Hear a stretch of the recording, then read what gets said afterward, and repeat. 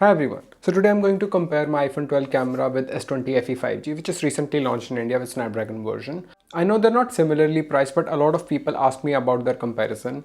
And I think it makes sense because in many countries, iPhone 12 mini is kind of similarly priced to S20 FE 5G. And if you look at it, Samsung and iPhone are two biggest brands, and in India, these are one of the best phones you can buy just because of the Snapdragon processor. So I think the comparison will not be that unfair. And you know me, I'm not gonna waste your time. Let's start with the comparison. So this is the front camera sample. I'm recording in 4K 30 frames per second. I'm outside in my balcony so you can see the HDR. And there will be some sound. My AC is running, so as you can see, the sound is coming from both of the phones. They both are capable of 4K 60 frames per second, but my rendering will be on 4K 30 frames per second so that you can see. And I'm walking it so you can see the stabilization as well. I think they both are doing a great job. So this is the video quality in the normal light condition. I'm inside, it's night. So as you can see, I'm going into a darker area so you can see like how these two performs. I think in video, Samsung in night is not doing very good. Samsung has a lot of noise where iPhone is a bit dark.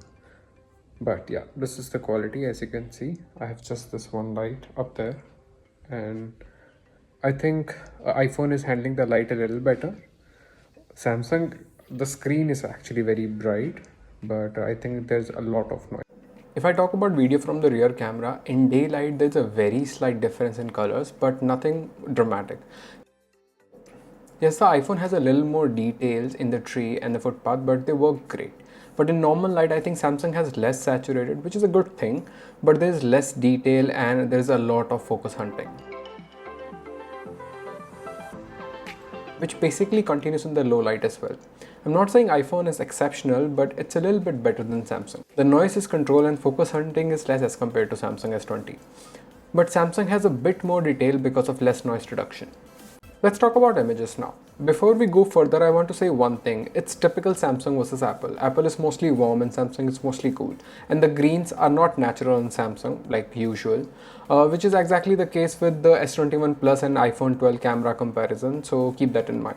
But the HDR will be a hit or miss in both of the phones. Like in this picture, iPhone is doing better, like it's controlling the sun better and it's not overexposed. But in the next picture, Samsung is doing a better job. As you can see behind the bench, iPhone is crushing the blacks where Samsung has better exposed shot. In ultra wide at first glance they look kind of similar, but iPhone has more details and less distortion in corner. So I would say an ultra wide iPhone is a little better. If I talk about this shot inside the mall, it's really hard to pick a winner. Honestly, they're very close, so I'll give it a tie here. In ultra wide, I would still give an edge to iPhone because the HDR is very well balanced there, and also the shift in the color from main sensor is almost negligible. Samsung has boosted the colors a little bit. In the next shot, Samsung is handling the HDR better on upper side, but on the floor in the middle, iPhone is doing a little better job. Like I said, in main sensor, it's difficult to pick a winner. Sometimes Samsung does a better job, sometimes iPhone. In ultrawide, again, the left on the iPhone is better exposed and the details on the elevator are better. So in ultrawide, it's mostly iPhone, which is just a little bit better than Samsung.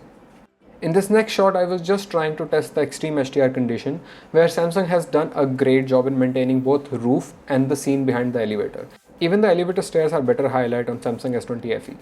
When it comes to HDR from the front camera, I think iPhone will always prioritize the subject and Samsung takes care of the background. It's not an easy shot, but that's why I took it. In this next shot, if you're looking at the light behind, it's very well exposed on Samsung. I think by now you have a good idea that HDR can be good on any of them. For the front camera, HDR is a mixed bag. iPhone is good with subject but not good with background. Sometimes it looks good, sometimes it does not. Also, the greens are a little bit better on Samsung here. When it comes to front portrait, I think no one is doing good, but iPhone is doing really bad and the edge detection is like way off on iPhone. So now we are inside the house and the light is coming from outside and iPhone is doing an amazing job as compared to Samsung. Color, exposure and details are everything on point. But in this next shot, the exposure is much better on S20 FE, the sky on the iPhone looks weird and wall is overexposed. If I talk about 3x zoom, Samsung has dedicated optical lens and you can see it's doing a better job than iPhone digital zoom. As you can see in the next shot, I'm using the Samsung 3x optical zoom and the digital zoom on iPhone, and you can see the details on Samsung is much better, as you can see on the Xbox, the dot and the text on the books. So I think for zoom, Samsung wins here. It's been a really close call in the daytime with rear camera. For front, I would say it's mostly better on iPhone when it comes to skin tones and details. I know for many people they usually turn the skin details to red, but in this case Samsung is doing that, and it's also softening my skin, but the beauty mode is completely off. Same with the case of portrait. When the mask is off, iPhone is performing much better. The rear portraits are good on both of them. Samsung is playing with my skin color though. Edge detection is also kind of similar, even though Samsung has telephoto lens but does not use it for portraits. In low light without night mode, iPhone is doing better, but when you turn on the night mode, I think exposure wise they both are doing a great job, but the white balance is off on Samsung. But sometimes that cooler tones work in the favor of Samsung, like in this photo, the white color looks a little bit better. Overall, night mode is better on iPhone in terms of color, details and contrast.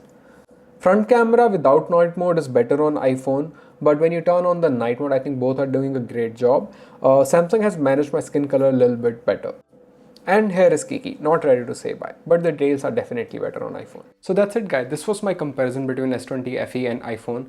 I think they both did a great job. Yes, S20 FE sometimes have more saturated colors and the front camera is a little bit weaker than iPhone 12, but I think if I had any of those phones, I won't be regretting it.